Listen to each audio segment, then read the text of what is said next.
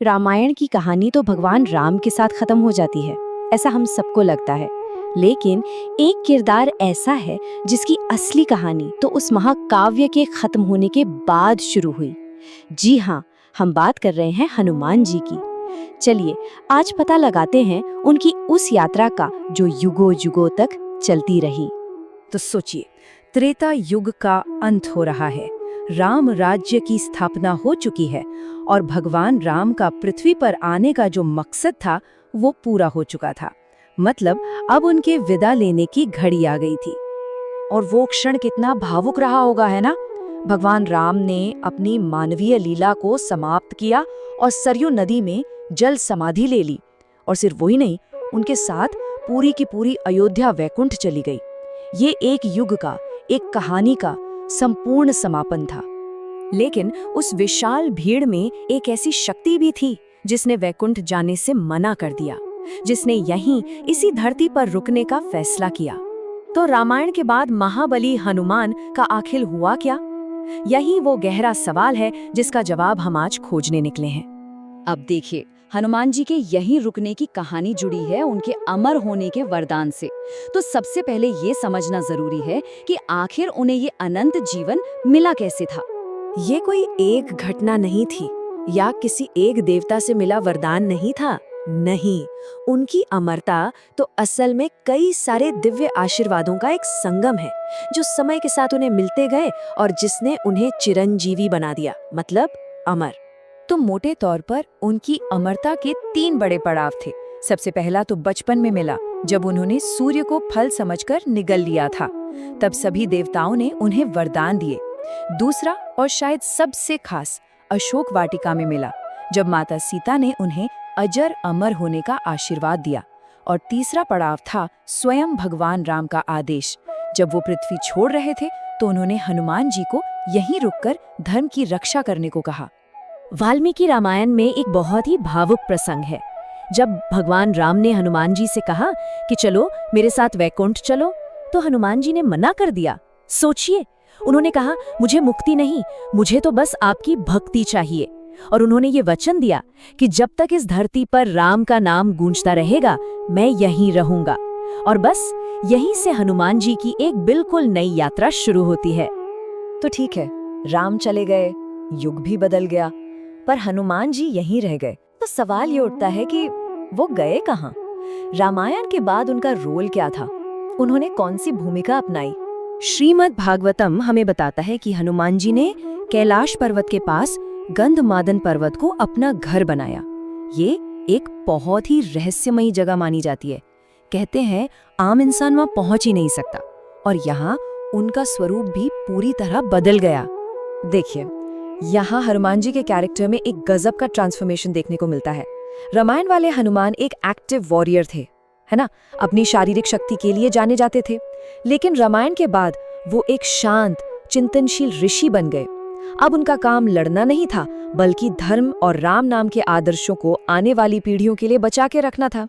और फिर हजारों साल बीत गए, त्रेता युग खत्म हुआ, द्वापर युग आया और एक नए, उससे भी बड़े महायुद्ध की नींव रखी जा रही थी। और मजे की बात यह है कि इस बार भी हनुमान जी की एक बहुत ही सूक्ष्म लेकिन उतनी ही जरूरी भूमिका थी। सोचिए जरा, रामायण और महाभारत में हजारों सालों का फासला है, लेकिन हनुमान जी वो इन दोनों महाकाव्यों को जोड़ने वाली एक कड़ी है। उन्होंने पांडवों को, खासकर भीम को, आने वाले महायुद्ध के लिए आध्यात्मिक और मानसिक तौर पर तैयार किया।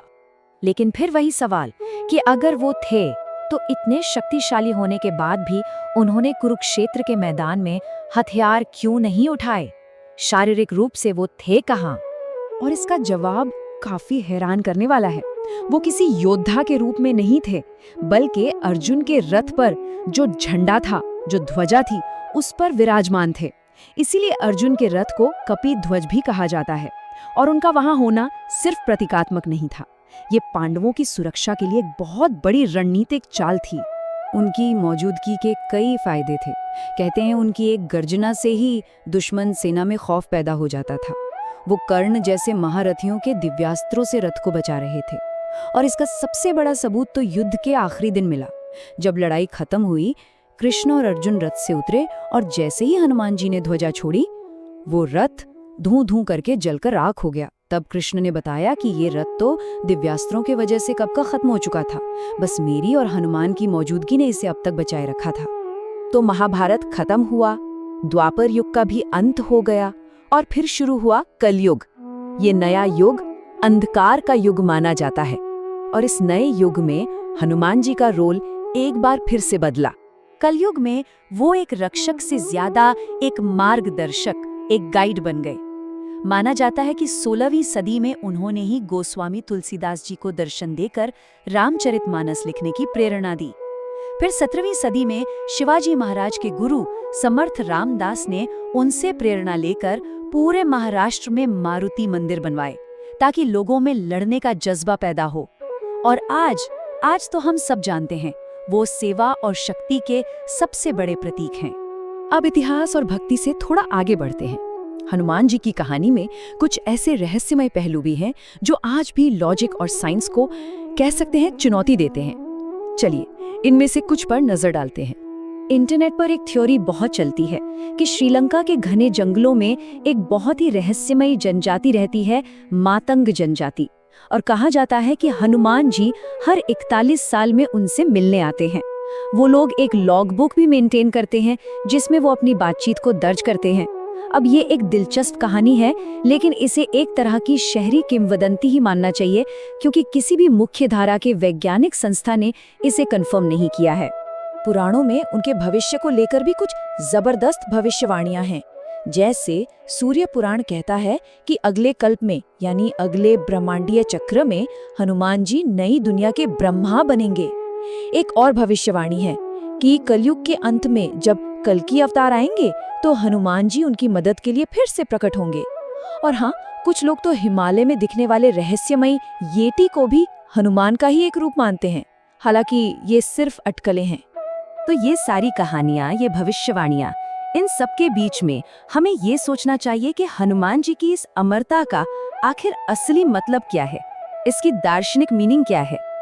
देखिए, उनकी अमरता का मतलब बहुत गहरा है। पहला, ये निरंतरता का प्रतीक है कि युग भले ही बदल जाएं, पर धर्म की रक्षा करने वाली शक्ति हमेशा रहती है।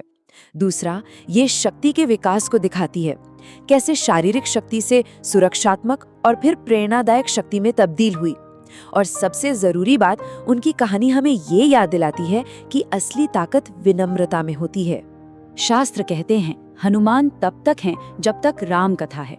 इसका एक गहरा आध्यात्मिक मतलब भी है कि जब तक इंसानियत में सच्चाई, सेवा और त्याग जैसी कहानियां जिंदा हैं, तब तक हनुमान जी की ऊर्जा इस धरती पर मौजूद रहेगी। वो सिर्फ एक शरीर नहीं है, वो एक चेतना है। तो वापस उसी सवाल पर आते हैं, रामायण के बाद हनुमान का क्या हुआ? शायद इसका जवाब किसी एक जगह या एक समय में नहीं मिलता। वो गंधमादन के पहाड़ों में ध्यान भी कर रहे हैं, महाभारत के रथ पर एक मूक रक्षक भी है और आज किसी भक्त की प्रार्थना में भी शामिल है। उनकी कहानी एक सीधी लकीर नहीं, बल्कि एक चक्र है जो राम से शुरू होकर राम पर ही खत्म होता है और हमें ये याद दिलाता है कि कुछ कहानियां कभी खत्म नहीं होती।